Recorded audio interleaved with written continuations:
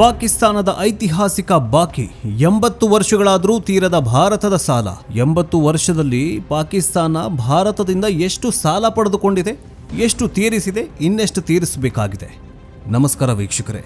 ಇಂದಿನ ಜಗತ್ತಲ್ಲಿ ಸಾಲ ಪಡೆಯೋದು ಮತ್ತು ನೀಡೋದು ಸಾಮಾನ್ಯ ವಿಷಯ. ಆದರೆ ಒಂದು ರಾಷ್ಟ್ರ ಮತ್ತೊಂದು ರಾಷ್ಟ್ರಕ್ಕೆ ನೀಡಬೇಕಾದ ಸಾಲ ದಶಕಗಳ ಕಾಲ ಬಾಕಿ ಉಳಿದ್ರೆ ಏನಾಗಬಹುದು? ಅದೂ ನಮ್ಮ ನೆರೆಯ ರಾಷ್ಟ್ರ ಪಾಕಿಸ್ತಾನ.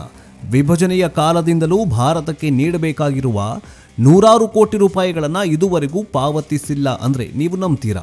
ಹೌದು, ಪಾಕಿಸ್ತಾನ ಇಂದು ಆರ್ಥಿಕವಾಗಿ ಎಷ್ಟೇ ಹೈರಾಣಾಗಿದ್ರೂ ಭಾರತದ ಹಳೆಯ ಲೆಕ್ಕಾಚಾರವನ್ನು ಮಾತ್ರ ಇಂದಿಗೂ ಚುಕ್ತ ಮಾಡಿಲ್ಲ. ಹಾಗಾದರೆ ಈ ಸಾಲದ ಮೊತ್ತ ಎಷ್ಟಿದೆ? ಆ ಹಣ ಇಷ್ಟೊಂದು ವರ್ಷಗಳ ಕಾಲ ಬಾಕಿ ಉಳಿದಿದ್ಯಾಕೆ? ಪಾಕಿಸ್ತಾನದ ಆರ್ಥಿಕ ದಿವಾಳಿತನದ ನಡುವೆ ಈ ವಿಷಯ ಈಗ ಮುನ್ನೆಲೆಗೆ ಬಂದಿದ್ದಾದರೂ ಯಾಕೆ? ಬನ್ನಿ ಇವತ್ತಿನ ಈ ಇಂಟ್ರೆಸ್ಟಿಂಗ್ ವಿಡಿಯೋದಲ್ಲಿ ಸಂಪೂರ್ಣವಾಗಿ ಮಾಹಿತಿಯನ್ನು ಪಡೆದುಕೊಳ್ಳೋಣ. ಆದರೆ ಅದಕ್ಕಿಂತ ಮುಂಚೆ ಪಾಕಿಸ್ತಾನ ವಿಭಜನೆಯಾದ ನಂತರ, ಭಾರತದಿಂದ ಬೇರ್ಪಟ್ಟ ನಂತರ ಪಾಕಿಸ್ತಾನ ಎಷ್ಟೇ ನಮ್ಮ ಮೇಲೆ ವಿಷ ಕಾರಿದ್ರೂ ಕೂಡ ಭಾರತ ಅಮೃತನೇ ಕೊಡ್ತಾ ಇತ್ತು, ಅಮೃತನೇ ಎರಿತಾ ಇತ್ತು ಪಾಕಿಸ್ತಾನಕ್ಕೆ. ನಮ್ಮ ಟ್ಯಾಕ್ಸ್ನಲ್ಲಿ ಪಾಕಿಸ್ತಾನಕ್ಕೆ ಒಂದಿಷ್ಟು ಫಂಡ್ ಅಂತ, ಅನುದಾನ ಅಂತ ಪಾಕಿಸ್ತಾನಕ್ಕೆ, ಬಾಂಗ್ಲಾದೇಶಕ್ಕೆ, ಶ್ರೀಲಂಕಾಗೆ ಕೊಡ್ತಾ ಬಂದಿದೆ, ಈಗಲೂ ಕೊಡ್ತಾ ಇದೆ. ಇಷ್ಟೆಲ್ಲ ಮಾಡಿದ್ರೂ ಕೂಡ ಪಾಕಿಸ್ತಾನ ಯಾಕೆ ಭಯೋತ್ಪಾದನೆ ಉಗ್ರರನ್ನ ನಮ್ಮ ಮೇಲೆ ಚೂ ಬಿಡ್ತಾ ಇದೆ? ಹಾಗಾದ್ರೆ ಇವ್ರಿಗೆ ಕೊಡ್ತಾ ಇರುವಂತಹ ನೀರು, ಅಕ್ಕಿ, ಬೇಳೆ, ಈ ಫ್ರೀ, ಈ ಅನುದಾನ ಮೋದಿಯವರು ಕಟ್ ಮಾಡಬೇಕಾ? ಕಮೆಂಟ್ ಬಾಕ್ಸ್ನಲ್ಲಿ ತಪ್ಪದೆ ತಿಳಿಸಿ. ಜೊತೆಗೆ ಪಾಕಿಸ್ತಾನದ ಸಾಲ ತೀರಬೇಕಂತಂದ್ರೆ ಮೋದಿಯವರು ಪಾಕಿಸ್ತಾನದಿಂದ ಸಾಲವನ್ನು ವಾಪಸ್ ಕೇಳಬೇಕಾ? ಕಮೆಂಟ್ ಬಾಕ್ಸ್ ನಿಮ್ಮದೇ ಇದೆ, ಕಮೆಂಟ್ ಬಾಕ್ಸ್ನಲ್ಲಿ ತಿಳಿಸಿ. ಬನ್ನಿ ವಿಡಿಯೋವನ್ನು ಶುರು ಮಾಡೋಣ. ವೀಕ್ಷಕರೇ, ಕತೆ ಶುರುವಾಗೋದು 1947ರಲ್ಲಿ. ಭಾರತಕ್ಕೆ ಸ್ವಾತಂತ್ರ್ಯ ಸಿಕ್ಕಾಗ ಕೇವಲ ನೆಲ ಮತ್ತು ಗಡಿಗಳ ಹಂಚಿಕೆಯಷ್ಟೇ ಆಗಿರಲಿಲ್ಲ, ಅದರ ಜೊತೆಗೆ ಬ್ರಿಟಿಷ್ ಇಂಡಿಯಾ ಸರ್ಕಾರದ ಬಳಿ ಇದ್ದ ಆಸ್ತಿಗಳು, ನಗದು ಹಣ ಮತ್ತು ಅಂದಿನ ಕಾಲದ ಸಾಲಗಳು ಕೂಡ ಹಂಚಿಕೆಯಾದವು. ಈ ವಿಭಜನೆ ಪ್ರಕ್ರಿಯೆಯಲ್ಲಿ ಪ್ರತಿಯೊಂದು ಪೈಸಾಗೂ ಲೆಕ್ಕ ಹಾಕಲಾಗಿತ್ತು. ಆ ಸಮಯದಲ್ಲಿ ಭಾರತೀಯ ರಿಸರ್ವ್ ಬ್ಯಾಂಕ್ RBI ಕೇವಲ ಭಾರತಕ್ಕೆ ಮಾತ್ರವಲ್ಲದೆ 1948 ಜೂನ್ವರೆಗೂ ಪಾಕಿಸ್ತಾನಕ್ಕೂ ಕೇಂದ್ರ ಬ್ಯಾಂಕ್ ಆಗಿ ಕಾರ್ಯನಿರ್ವಹಿಸಲಾಗಿತ್ತು. ಪಾಕಿಸ್ತಾನ ತನ್ನದೇ ಆದ ಸ್ವಂತ ಕರೆನ್ಸಿಯನ್ನು ಹೊರತರೋವರೆಗೆ ಭಾರತದ ರೂಪಾಯಿಯೇ ಅಲ್ಲಿ ಚಾಲನೆಯಲ್ಲಿ ಇತ್ತು. ಇಲ್ಲಿಂದಲೇ ಅಸಲಿ ಆರ್ಥಿಕ ಜಟಾಪಟಿ ಆರಂಭವಾಗಿದ್ದು. ಪಾಕಿಸ್ತಾನದ ಸ್ಟೇಟ್ ಬ್ಯಾಂಕ್ ಇಂದಿಗೂ ಕೂಡ ತನ್ನ ವಾರ್ಷಿಕ ವರದಾನಗಳಲ್ಲಿ ಅಥವಾ ವರದಿಗಳಲ್ಲಿ ಒಂದು ಆಸಕ್ತಿದಾಯಕ ವಿಷಯವನ್ನು ಉಲ್ಲೇಖಿಸುತ್ತದೆ. ಪಾಕಿಸ್ತಾನದ ಪ್ರಕಾರ ಭಾರತೀಯ ರಿಸರ್ವ್ ಬ್ಯಾಂಕ್ ತನಗೆ ಸುಮಾರು 5.6 ಬಿಲಿಯನ್ ರೂಪಾಯಿಗಳನ್ನು ಅಥವಾ ಹಣವನ್ನು ನೀಡಬೇಕಾಗಿದೆಯಂತೆ. ಈ ಹಣ ವಿಭಜನೆಯ ಸಂದರ್ಭದಲ್ಲಿ ಅಸೆಟ್ ಶೇರಿಂಗ್ ಮೂಲಕ ಬರಬೇಕಿತ್ತು ಅನ್ನೋದು ಅವರ ವಾದ. ಆದರೆ ಭಾರತದ ನಿಲುವು ಸಂಪೂರ್ಣ ವಿಭಿನ್ನವಾಗಿದೆ ಮತ್ತು ಅತ್ಯಂತ ಸ್ಪಷ್ಟವಾಗಿದೆ. ಭಾರತವು ಬ್ರಿಟಿಷ್ ಆಡಳಿತವಿದ್ದ ಕಾಲದಲ್ಲಿ ಮಾಡಿದಂತಹ ಎಲ್ಲ ಸಾರ್ವಜನಿಕ ಸಾಲಗಳ ಜವಾಬ್ದಾರಿಯನ್ನು ಹೊತ್ತುಕೊಂಡಿತು. ಅದರಲ್ಲಿ ರೈಲ್ವೆ ಅಭಿವೃದ್ಧಿ, ಅಂಚೆ ಇಲಾಖೆ ಮತ್ತು ಅಂದಿನ ರಕ್ಷಣಾ ವ್ಯವಸ್ಥೆಗಾಗಿ ಮಾಡದಂತಹ ಬೃಹದಾಕಾರದ ಸಾಲಗಳು ಕೂಡ ಸೇರಿದ್ವು. ಈ ಸಾಲದ ಪೈಕಿ ಪಾಕಿಸ್ತಾನದ ಪಾಲಿಗೆ ಬಂದಿದ್ದು ಸುಮಾರು 300 ಕೋಟಿ ರೂಪಾಯಿಗಳು ಮಾತ್ರ. ಅಂದು ಮಾಡಿಕೊಂಡಂತಹ ಒಪ್ಪಂದದ ಪ್ರಕಾರ ಪಾಕಿಸ್ತಾನವು ಈ 300 ಕೋಟಿ ರೂಪಾಯಿಗಳನ್ನು ಭಾರತಕ್ಕೆ 50 ವರ್ಷಗಳ ಕಂತುಗಳಲ್ಲಿ ಮರುಪಾವತಿಸಬೇಕಾಗಿತ್ತು.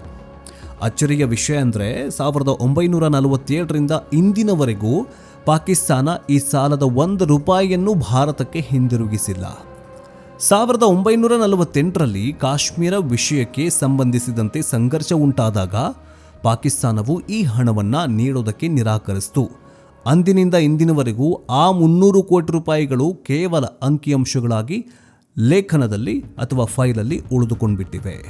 ಇವತ್ತಿನ ಕಾಲದಲ್ಲಿ 300 ಕೋಟಿ ರೂಪಾಯಿ ಅಂತಂದರೆ ಸಣ್ಣ ಮೊತ್ತ ಅಂತ ಕಾಣಬಹುದು. ಆದರೆ 1947ರ ಕಾಲದ 300 ಕೋಟಿ ರೂಪಾಯಿಗಳ ಮೌಲ್ಯವನ್ನು ಇವತ್ತಿನ ಹಣದ ಮೌಲ್ಯಕ್ಕೆ ಹೋಲಿಸಿದರೆ ಅದು ಸಾವಿರಾರು ಕೋಟಿ ರೂಪಾಯಿಗಳಾಗತ್ತೆ. ಪಾಕಿಸ್ತಾನ ಐತಿಹಾಸಿಕವಾಗಿ ಮತ್ತು ಆರ್ಥಿಕವಾಗಿ ಭಾರತದ ದೊಡ್ಡ ಸಾಲಗಾರ ಅನ್ನೋದು ಇದರಿಂದ ಸಾಬೀತಾಗತ್ತೆ. ಇಂದು ಪಾಕಿಸ್ತಾನದ ಆರ್ಥಿಕ ಸ್ಥಿತಿ ಹೇಗಾಗಿದೆ ಅನ್ನೋದು ಜಗತ್ತಿಗೆ ಗೊತ್ತಿದೆ. ದಿನಬಳಕೆಯ ವಸ್ತುಗಳ ಬೆಲೆ ಗಗನಕ್ಕೇರಿದೆ. ಜೀವನ ನಡೆಸುವುದಕ್ಕೆ ಕಷ್ಟಪಡ್ತಿದ್ದಾರೆ. ಅಂತಾರಾಷ್ಟ್ರೀಯ ಹಣಕಾಸು ನಿಧಿಯಿಂದ ಅಂದರೆ IMF ಸಾಲ ಪಡೆಯೋದಕ್ಕೆ ಪಾಕಿಸ್ತಾನ ಹರಸಾಹಸ ಪಡ್ತಾಗಿದೆ. ಇಂಥ ಸಂದರ್ಭದಲ್ಲಿ ಭಾರತಕ್ಕೆ ನೀಡಬೇಕಾದ ಆ ಹಳೆ ಬಾಕಿ ಮೊತ್ತದ ಬಗ್ಗೆ ಅಲ್ಲಿನ ಸರ್ಕಾರ ಮೌನ ವಹಿಸಿದೆ. ಅತ್ತ ಸಾಲವನ್ನ ತೀರಿಸುವ ಆರ್ಥಿಕ ಶಕ್ತಿಯೂ ಇಲ್ಲ, ಇತ್ತ ಬಾಕಿ ಇರುವುದನ್ನು ಒಪ್ಪಿಕೊಳ್ಳುವ ಪ್ರಾಮಾಣಿಕತೆಯೂ ಇಲ್ಲದಂತಾಗಿದೆ ಇದೇ ಪಾಪಿ ಪಾಕಿಸ್ತಾನಕ್ಕೆ. ಭಾರತ ಈ ವಿಷಯದಲ್ಲಿ ಯಾವಾಗಲೂ ತನ್ನ ಹಕ್ಕುಗಳನ್ನು ಮಂಡಿಸ್ತಾನೆ ಬಂದಿದೆ. ಭಾರತ ಬಜೆಟ್ ವರದಿಗಳಲ್ಲೂ ಈ ಸಾಲದ ಮೊತ್ತದ ಉಲ್ಲೇಖ ಮಾಡ್ತಾನೆ ಬಂದಿದೆ. ಆದರೆ ನೆರೆಯ ರಾಷ್ಟ್ರ ಪಾಕಿಸ್ತಾನ ಈ ಲೆಕ್ಕಾಚಾರವನ್ನು ಒಪ್ಪಿಕೊಳ್ಳೋದಕ್ಕೆ ಸಿದ್ಧವಾಗಿರೋದಿಲ್ಲ. ಇದೇ ವಿಷಾದನೀಯ. ನೋಡಿ, ಮಾಡಿದ ಸಹಾಯವನ್ನು ನೆನಪಿಸ್ಕೊಳ್ಬೇಕು, ಮಾಡಿದ ಸಾಲವನ್ನು ತೀರಿಸಬೇಕು. ನೋಡಿ, 50 ವರ್ಷಗಳಲ್ಲಿ ಕಂತಿನ ಪ್ರಕಾರ 300 ಕೋಟಿ ರೂಪಾಯಿಯನ್ನು ಭಾರತಕ್ಕೆ ಪಾಕಿಸ್ತಾನ ಸಾಲವಾಗಿ ಅಂದರೆ ಕಂತಿನ ರೂಪದಲ್ಲಿ ಕೊಡಬೇಕಾಗಿತ್ತು.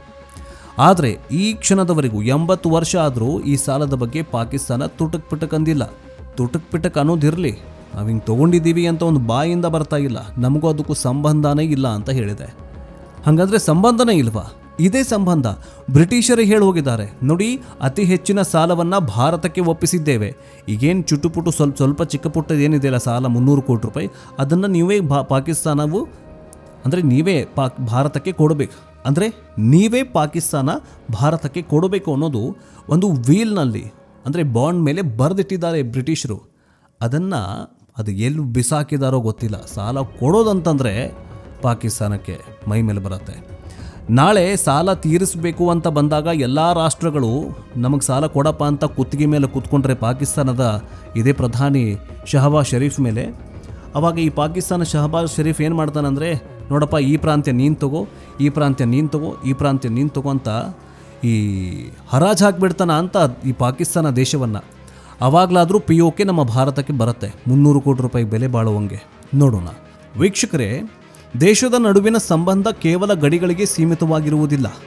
ಇಂಥ ಲೆಕ್ಕಾಚಾರಗಳು ಅಂದರೆ ಆರ್ಥಿಕ ಲೆಕ್ಕಾಚಾರಗಳು ಸಹ ಸಂಬಂಧದ ಹಾದಿಯನ್ನು ನಿರ್ಧಾರ ಮಾಡುತ್ತವೆ.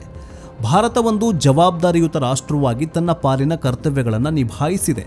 ಆದರೆ ಪಾಕಿಸ್ತಾನ ಈ ವಿಷಯದಲ್ಲಿ ಎಡವಿದೆ ಅನ್ನೋದು ಇತಿಹಾಸ ಹೇಳುವ ಸತ್ಯ. ನೋಡಿ, 80 ವರ್ಷಗಳ ಹಿಂದೆ ಭಾರತವೂ ಕೂಡ ಸ್ವತಂತ್ರವಾಯಿತು, ಪಾಕಿಸ್ತಾನವೂ ಕೂಡ ಸ್ವತಂತ್ರವಾಯಿತು. ಭಾರತ ವಿಶ್ವದ ಪವರ್ಫುಲ್ ರಾಷ್ಟ್ರಗಳ ಪಟ್ಟಿಯನ್ನು ಸೇರಿಕೊಳ್ತು, ಪಾಕಿಸ್ತಾನ ವಿಶ್ವದ ಪಾಪರ್ಫುಲ್ ರಾಷ್ಟ್ರಗಳ ಪಟ್ಟಿಯನ್ನು ಸೇರಿಕೊಳ್ತು. ಇಷ್ಟೇ ಡಿಫ್ರೆನ್ಸು. ಭಾರತ ಶ್ರೀಮಂತ ರಾಷ್ಟ್ರವಾಯಿತು, ಅಭಿವೃದ್ಧಿಶೀಲ ರಾಷ್ಟ್ರವಾಯಿತು. ಪಾಕಿಸ್ತಾನ ಭಿಕಾರಿ ರಾಷ್ಟ್ರವಾಯಿತು, ಕೆಟ್ಟ ದರಿದ್ರ ಭಿಕ್ಷುಕ ರಾಷ್ಟ್ರವಾಗಿ, ಸಾಲಗಾರ ರಾಷ್ಟ್ರವಾಗಿ ಉಳಿತು. ಈಗ ಪಾಕಿಸ್ತಾನ ಮತ್ತು ಭಾರತದ ನಡುವಿನ ಅಂತರ ಇಷ್ಟೇ ಅರ್ಥ ಮಾಡ್ಕೊಳ್ಳಿ. ಭಾರತ ಪವರ್ಫುಲ್ ರಾಷ್ಟ್ರ, ಪಾಕಿಸ್ತಾನ ಪಾಪರ್ ರಾಷ್ಟ್ರ ಅಷ್ಟೇ. ಈ ವಿಷಯದ ಬಗ್ಗೆ ನಿಮ್ಮ ಅನಿಸಿಕೆ ಏನು? 80 ವರ್ಷಗಳಾದರೂ ಈ ಸಾಲದ ಹಣ ಪಾವತಿ 80 ವರ್ಷಗಳಾದರೂ ಈ ಸಾಲದ ಹಣ ವಾಪಸ್ ಬರದಿದ್ದಕ್ಕೆ ಕಾರಣ ಏನು ಅಂತ ನಿಮ್ಗೇನು ಅನ್ಸುತ್ತೆ? ಜೊತೆಗೆ ಈ 300 ಕೋಟಿ ರೂಪಾಯಿ ಸಾಲವನ್ನ ಪಾಕಿಸ್ತಾನ ಕೊಡಬೇಕು ಅಥವಾ ಭಾರತ ಮಾಫಿ ಮಾಡಿಬಿಡಬೇಕು? ಪಾಕಿಸ್ತಾನ ವಿಭಜನೆಯಾದ ನಂತರ, ಭಾರತದಿಂದ ಬೇರ್ಪಟ್ಟ ನಂತರ ಭಾರತ ಪಾಕಿಸ್ತಾನ ಎಷ್ಟೇ ನಮ್ಮ ಮೇಲೆ ವಿಷ ಕಾರಿದ್ರೂ ಕೂಡ ಭಾರತ ಅಮೃತನೇ ಕೊಡ್ತಾ ಇತ್ತು, ಅಮೃತನೇ ಎರಿತಾ ಇತ್ತು ಪಾಕಿಸ್ತಾನಕ್ಕೆ. ನಮ್ಮ ಟ್ಯಾಕ್ಸ್ ನಲ್ಲಿ ಪಾಕಿಸ್ತಾನಕ್ಕೆ ಒಂದಿಷ್ಟು ಫಂಡ್ ಅಂತ, ಅನುದಾನ ಅಂತ ಪಾಕಿಸ್ತಾನಕ್ಕೆ, ಬಾಂಗ್ಲಾದೇಶಕ್ಕೆ, ಶ್ರೀಲಂಕಾಗೆ ಕೊಡ್ತಾ ಬಂದಿದೆ, ಈಗಲೂ ಕೊಡ್ತಾ ಇದೆ. ಇಷ್ಟೆಲ್ಲ ಮಾಡಿದ್ರೂ ಕೂಡ ಪಾಕಿಸ್ತಾನ ಯಾಕೆ ಭಯೋತ್ಪಾದನೆ ಉಗ್ರರನ್ನ ನಮ್ಮ ಮೇಲೆ ಚೂ ಬಿಡ್ತಾ ಇದೆ? ಹಂಗಾದ್ರೆ ಇವರಿಗೆ ಕೊಡ್ತಾ ಇರುವಂತಹ ನೀರು, ಅಕ್ಕಿ, ಬೇಳೆ, ಈ ಫ್ರೀ, ಈ ಅನುದಾನ ಮೋದಿಯವರು ಕಟ್ ಮಾಡಬೇಕಾ? ಕಮೆಂಟ್ ಬಾಕ್ಸ್ನಲ್ಲಿ ತಪ್ಪದೆ ತಿಳಿಸಿ. ಜೊತೆಗೆ ಪಾಕಿಸ್ತಾನದ ಸಾಲ ತೀರಬೇಕಂತಂದ್ರೆ ಮೋದಿಯವರು ಪಾಕಿಸ್ತಾನದಿಂದ ಸಾಲವನ್ನು ವಾಪಸ್ ಕೇಳಬೇಕಾ? ಕಮೆಂಟ್ ಬಾಕ್ಸ್ ನಿಮ್ಮದೇ ಇದೆ, ಕಮೆಂಟ್ ಬಾಕ್ಸ್ನಲ್ಲಿ ತಿಳಿಸಿ. ನೆಕ್ಸ್ಟ್ ಅಪ್ಡೇಟ್ನೊಂದಿಗೆ ಬೇಗ ವಾಪಸ್ ಬರ್ತೀವಿ. ಜೈ ಹಿಂದ್, ಜೈ ಕರ್ನಾಟಕ, ವಂದೇ ಮಾತರಂ.